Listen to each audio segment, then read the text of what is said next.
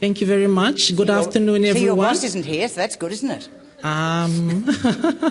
So I'm here today with Charlotte, and there are also other members of faculty in the School of Accounting who are here today. The background to this is that as we started the journey of considering offering courses online, we asked the question, what is best practice in online learning? We asked that question to several people around the university, and answers were not forthcoming.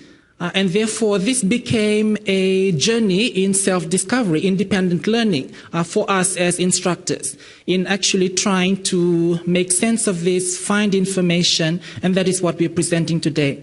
So we're not here today to say that we are already best practice. We are here today to say that we are seeking best practice and we are trying to move towards best practice. And we hope that that is a journey that many other people are on as well. So we are currently developing online material for our 2 core 100 level courses and also for our capstone course, which is AF301. While we understand the benefits of delivering this in an online mode, we're also aware of the very real challenges and considerations.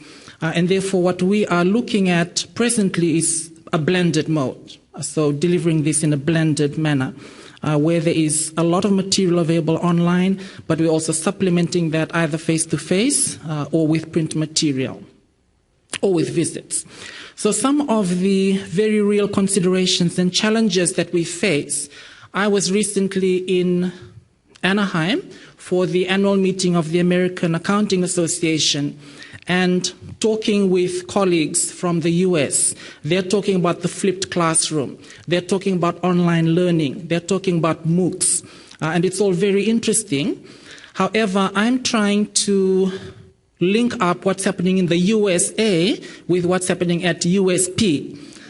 And there are differences and there are challenges, because my colleagues in the USA are talking about class sizes of 25 or 30.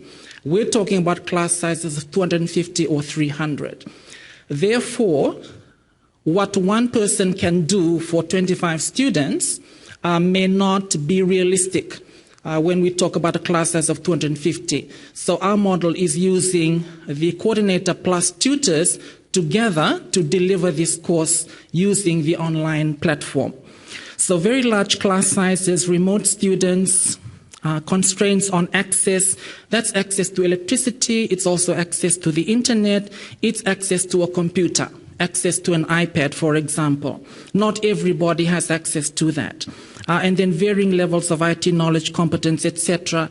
Some of the earlier presentations have actually discussed this. So comparing a first-year student who's just come out of high school actually may have a higher level of knowledge in some cases than someone who's been working for 20 years. So it's not always the same.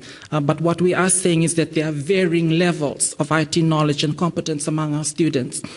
Just as an aside, I was in Honiara running a course for the MBA program. We had 43 students in the classes every day.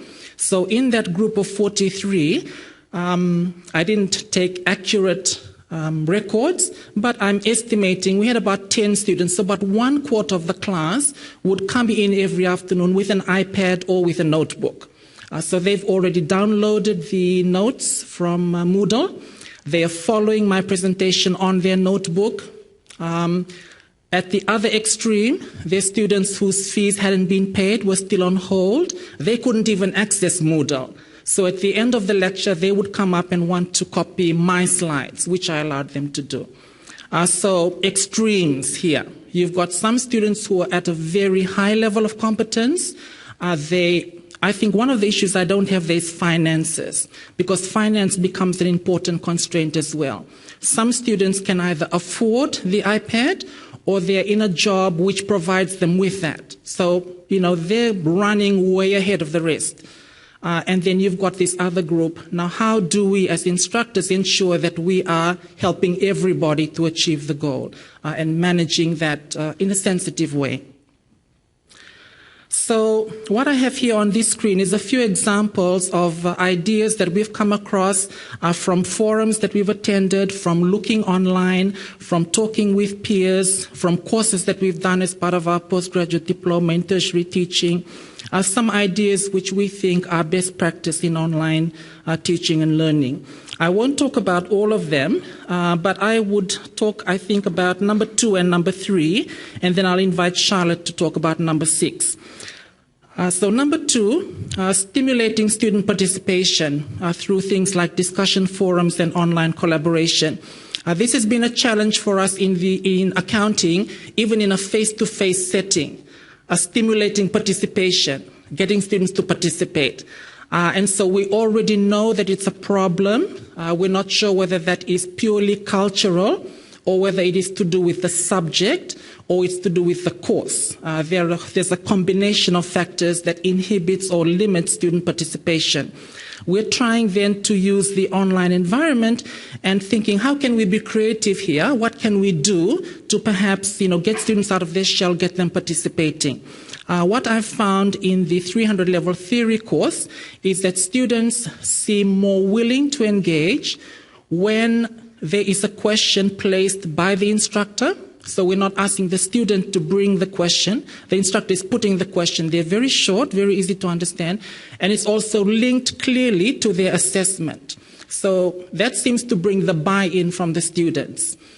2 questions where we got about a 25% response rate from students. So we're talking about 25% of 250, or 20% of 250, which is about 58 students, actually posted a comment. Questions. First question, what is the USP region? You might wonder what that has got to do with accounting. They had to choose an organization that operates within the USP region. And students were unsure what that meant. So I thought, okay, why don't we turn this into a question, self-directed learning, get them to participate, and they did. The other question, which was more clearly accounting and theory, was, what is reality? Well, there you go. What is reality?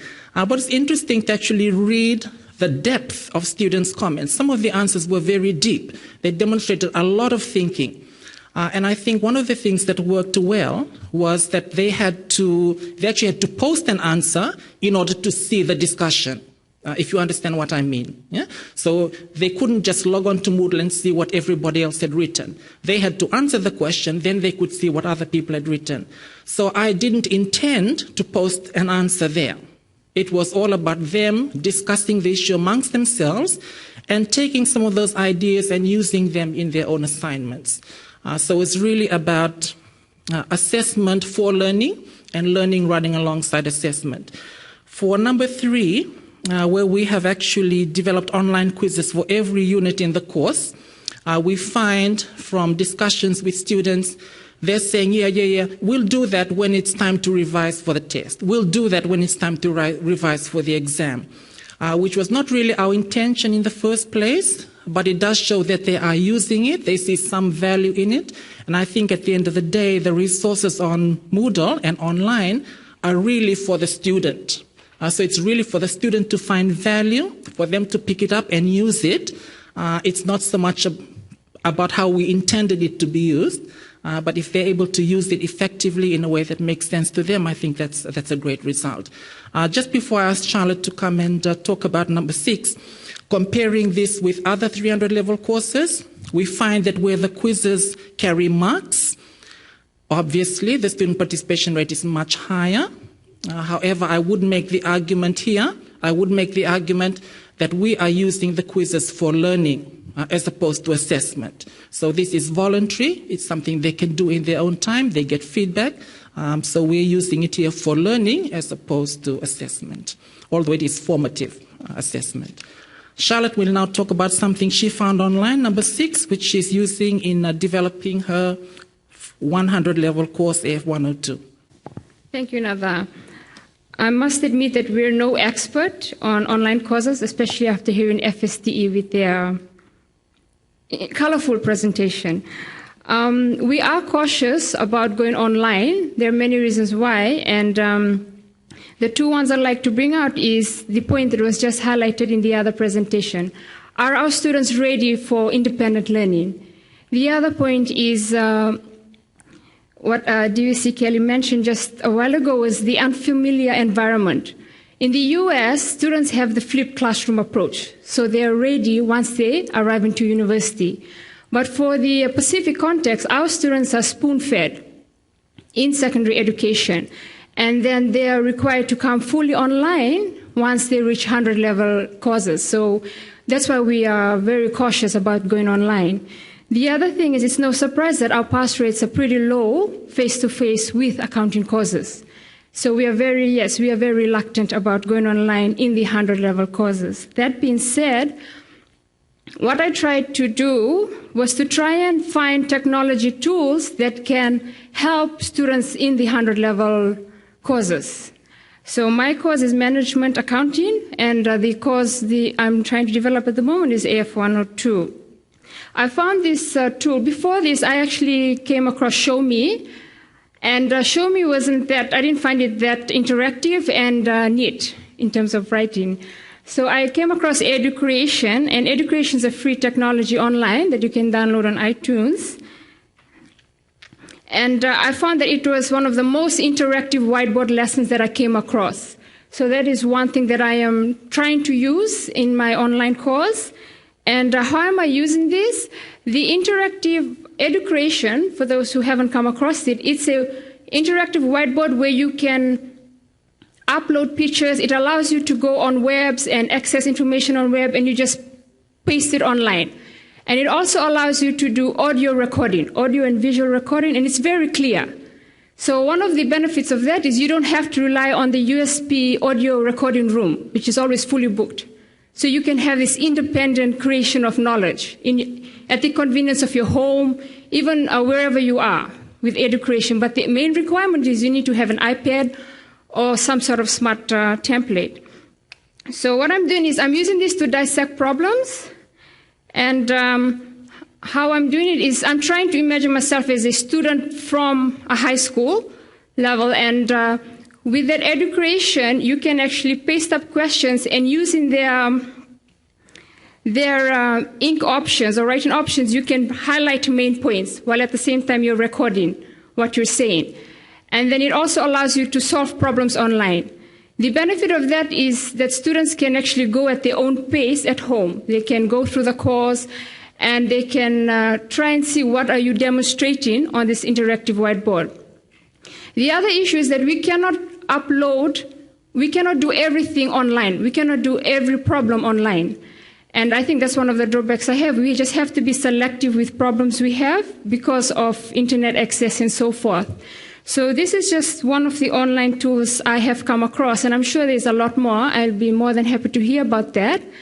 And just some challenges with Educreation. One of the challenges just highlighted there is you can't go back. Once you record, that is it. So you really have to think well while you're doing your lesson plan. It's not how you're teaching students, and you can just go back and address issues they may have and so forth. And the other one is once you set up your work and saved it, you can't edit it. So if you change your mind on the presentation, you have to go and do the whole lesson again. So these are just some of the limitations of Educreation. And these are just some of the things that I just like to highlight that I've learned by going online. Developing a course for the first time online. Thank you. Yes.